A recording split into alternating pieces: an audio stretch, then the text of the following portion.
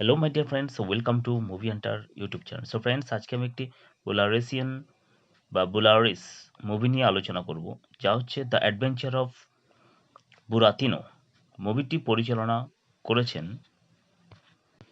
Leonid নেছাইয়েভ এবং প্রধান চরিত্রে অভিনয় করেছেন বুতারিনো, পাপা কার্লো, কারাবাস বারাবাস, মালভিনা, পিয়েরো, ব্রিয়াল বাসিলিও, শিয়াল অ্যালিস, জুসেপ্পো ও আরও অনেকে।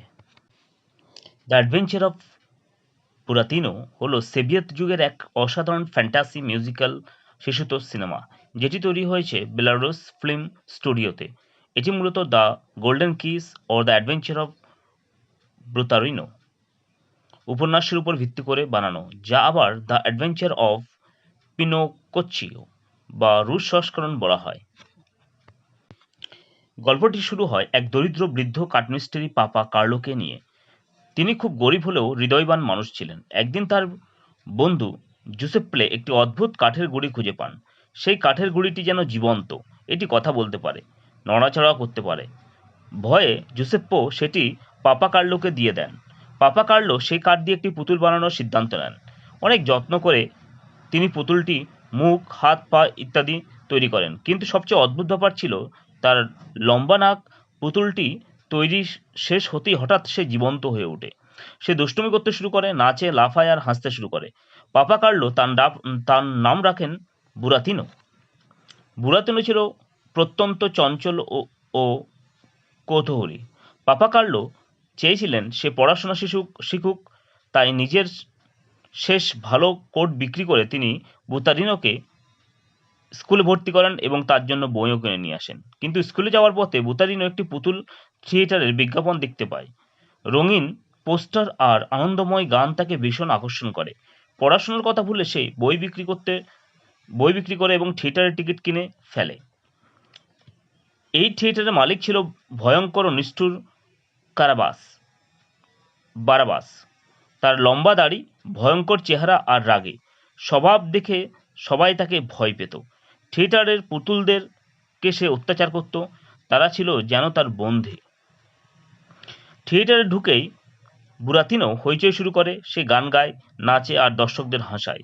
এতে থিয়েটারের অন্য পুতুলরা খুব খুশি হয়, বিশেষ করে নীল চুলের সুন্দরী মালভিনা। দুঃখী কবি পিয়েরো তার সাহসী এবং আর্তেমন তার বন্ধু হয়ে যায়। কিন্তু কারাবাস বারাবাস এতে রেগে আগুন হয়ে ওঠে। সে বুরাতিনোকে ধরার চেষ্টা করে। প্রথমে সে বুরাতিনোকে আগুনে পোড়াতে চেয়েছিল, কিন্তু পরে জানতে পারে পাপা কার্লোর বাড়িতে নাকি একটি রহস্যময় দরজা আছে। সে দরজা খোলার জন্য দরকার একটি সোনার চাবি। কারাবাস বারাবাস বহু বছর ধরে সেই চাবির খোঁজ করছিল। বুরাতিনো কোনো মতে পালিয়ে যায়। পথে তার সঙ্গে দেখা হয় ধূর্ত শিয়াল অ্যালিস আর অন্ধ বিড়াল ব্যাসিলিওর। এরা দুজনে আসলে প্রতারক। তারা সরল মানুষদের ঠকিয়ে টাকা কেড়ে নিত। তারা বুঝতে পারে বুতারিনো খুব বোকাশোকা, তাই তাকে ফাঁদে ফেলার পরিকল্পনা করে। অ্যাসিলি আর ব্যাসিলিও বুতারিনোকে বলে, যদি তুমি তোমার সোনার মুদ্রা অলৌকিক মাঠে পুঁতে রাখো, তাহলে সেখান থেকে টাকার গাছ জন্মাবে। বুতারিনো প্রথমে বিশ্বাস না করলেও পরে লোভে পড়ে যায়, কিন্তু তারা তাকে জঙ্গলে নিয়ে গিয়ে মারধর করে টাকা ছিনিয়ে নেওয়ার চেষ্টা করে। কোনো মতে বুতারিনো পালিয়ে বাঁচে। এদিকে মালভিনা থিয়েটার ছেড়ে জঙ্গলের ভেতরে ছোট্ট এক বাড়িতে লুকিয়ে থাকে। তার সঙ্গে ছিল বিশ্বস্ত বন্ধু আর্তেমন। বুতারিনো সেখানে পৌঁছালে মালভিনা তাকে ভালো আচরণ ও পড়াশোনার শিক্ষা দিতে চায়।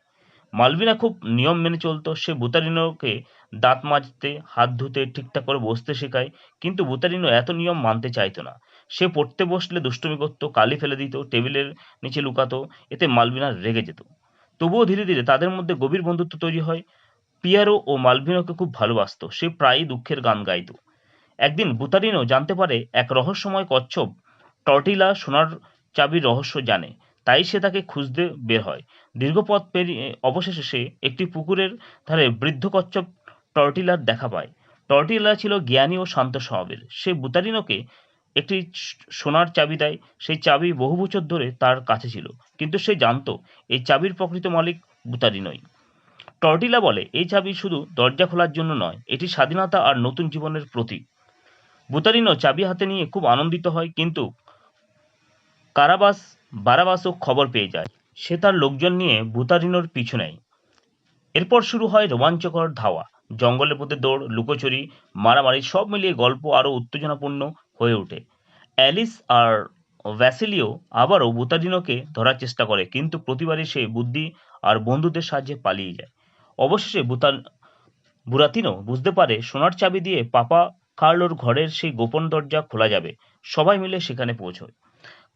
বারাবাসও তাদের পেছনে আসে। সে চাবি ছিনিয়ে নিতে চায়, কিন্তু এবার বুরাতিনো আর ভয় পায় না। তার বন্ধুরা পাশে দাঁড়ায়। বুরাতিনো দরজার চাবি লাগায়। দরজা খুলতে সবাই অবাক হয়ে যায়। দরজার ওপারে ছিল এক সুন্দর নতুন থিয়েটার, আলো, রং আর আনন্দে ভরা।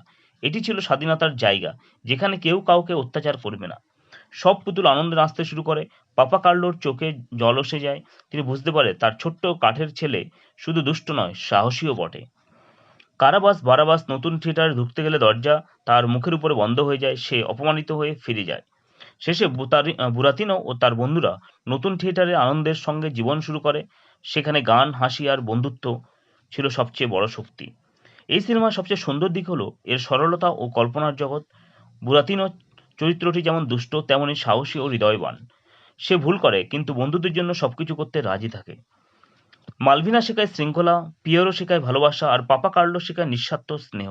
অন্যদিকে বারাবাস প্রতারক ও শিয়াল বিয়াল দেখায় লোভ আর অত্যাচারের পরিণতি এভাবে শেষ হয়।